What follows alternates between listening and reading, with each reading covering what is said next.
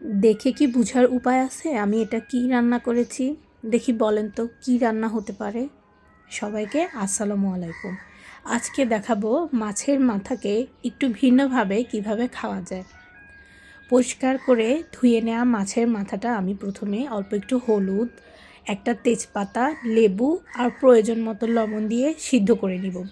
পানিটা এমনভাবে দিবেন যেন মাছের সাথে পানিটা শুকিয়ে যায়, ফেলে দিতে না হয়। এই যে দেখুন, এখন আমি এই মাথা থেকে কাঁটাগুলা ফেলে দিয়ে মাছগুলা বেছে আলাদা করে নিব।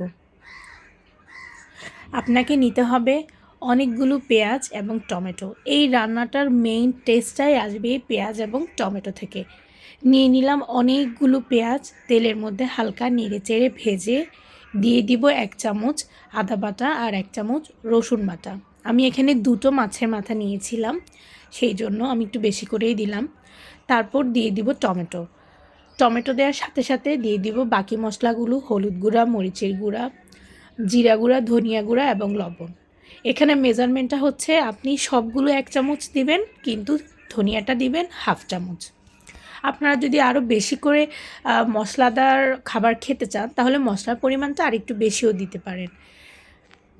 এখন আমি দিয়ে দিব কেটে রাখা পেঁয়াজকলি। পেঁয়াজকলিটা যদি না থাকে তাহলে না দিবেন, কোনো সমস্যা নেই। পেঁয়াজকলিটা দিলে টমেটোর লাল কালার, পেঁয়াজকলির সবুজ কালার মিলে খাবারটা দেখতে খুবই সুন্দর লাগে।